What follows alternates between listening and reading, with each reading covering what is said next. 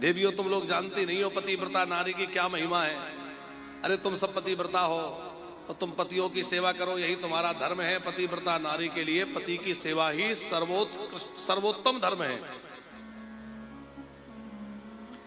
यदि किसी स्त्री का पति भाग्य से दुस्शील हो, माने उसका स्वभाव अच्छा नहीं हो,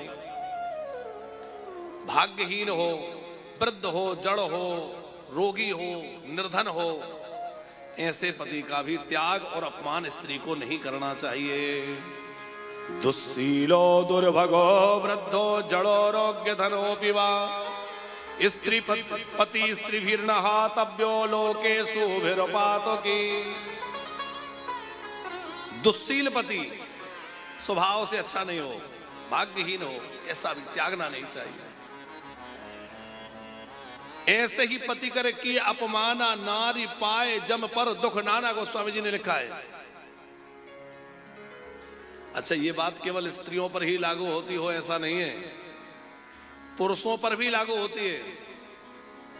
यहां चूंकि प्रसंग स्त्रियों का चल रहा है इसलिए श्री कृष्ण स्त्रियों का धर्म बतला रहे हैं, पर माताएं शिकायत कर सकती हैं कि अच्छा सारी बातें हमारे लिए है, पुरुषों के लिए कोई नियम नहीं है। तो पुरुषों के लिए भी बिल्कुल वैसे ही नियम है। हमारे धर्म शास्त्र कभी भी पुरुषों के लिए स्वेच्छाचारिता का अधिकार नहीं देते।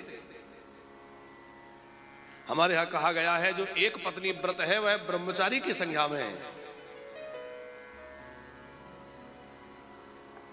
यदि पत्नी से कोई अपराध बन भी जाए तो पति को उसको क्षमा कर देना चाहिए।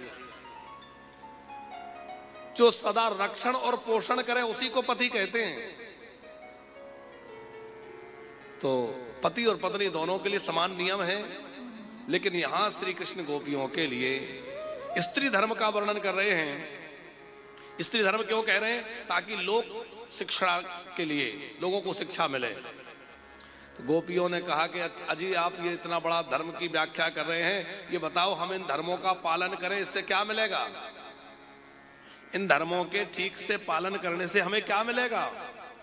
बोले धर्म के पालन करने से मन शुद्ध होता है, मन शुद्ध होता है तो मन भगवान में लगता है, भगवान में लगता है भजन में लगता है, फिर मेरी प्राप्ति होती है। गोपियां बोली अच्छा ये बताओ जब सीधे सीधे मिल गए हो तो ऐसे चक्कर में क्यों डाल रहे हो?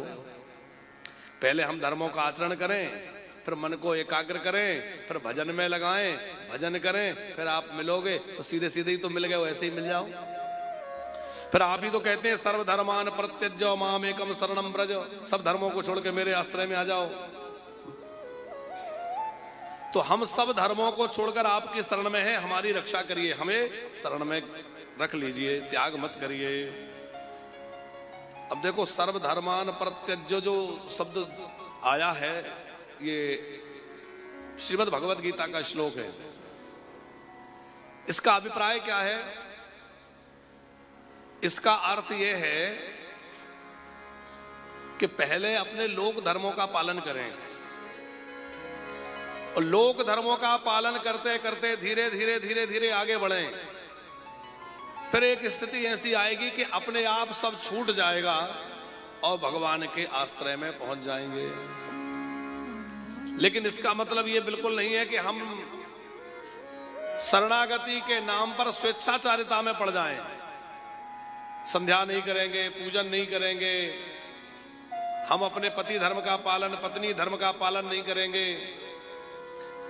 अपने गृहस्थ धर्म का पालन नहीं करेंगे, सत्य सदाचार का पालन नहीं करेंगे, हम तो केवल भैया हम तो भगवान के शरण में हैं, इससे बात नहीं बनेगी। अच्छा, धर्मों का त्याग तो वो करेगा जिसने धर्मों को स्वीकार किया होगा। पंकज जी, त्याग कौन कर सकता है? पहले उसको धारण करेगा तब तो त्याग कर सकता है। अब जिसने धारण ही नहीं किया वो त्याग क्या करेगा? तो इसका मतलब है सर्वधर्मान परित्यज्य का मतलब है पहले धर्मों का आश्रय लो, उन धर्मों के ऊपर चलो और फिर धीरे धीरे धीरे धीरे उन धर्मों से ऊपर उठ करके परम धर्म की ओर पहुंच जाओ। पर इसका यह अर्थ बिल्कुल नहीं है कि सत्य सदाचार आदि धर्मों का पहले ही त्याग कर दिया जाए। बच्चा जब छोटा होता है तो उसको पढ़ाया जाता है का से कबूतर, खा से खरगोश है। पर जब वो आगे अक्षर ज्ञान ठीक से हो जाता है तो फिर ये सब पढ़ाना आवश्यक नहीं है। तो ऐसे ही शुरुआत में हमें बहुत कुछ सब चीजों को लेके चलना पड़ेगा। अब श्री कृष्ण ने कहा, गोपियों क्या चाहती हो? बोले हम तो बस आपका अधरामृत चाहती हैं। सिंचांग नैस अधुरामृत पूर्व केण, आप हमें प्राप्त हो गए हैं तो अब हमें छोड़िए मत। तो श्याम सुंदर ने कहा, ठीक है गोपियों, अब मैं तुम्हारे साथ रास करूंगा। तो ठाकुर जी गोपियों के साथ रास करने के लिए उद्धृत हुए और बड़ा मधुर रास गोपियों के साथ श्री कृष्ण ने प्रारंभ कर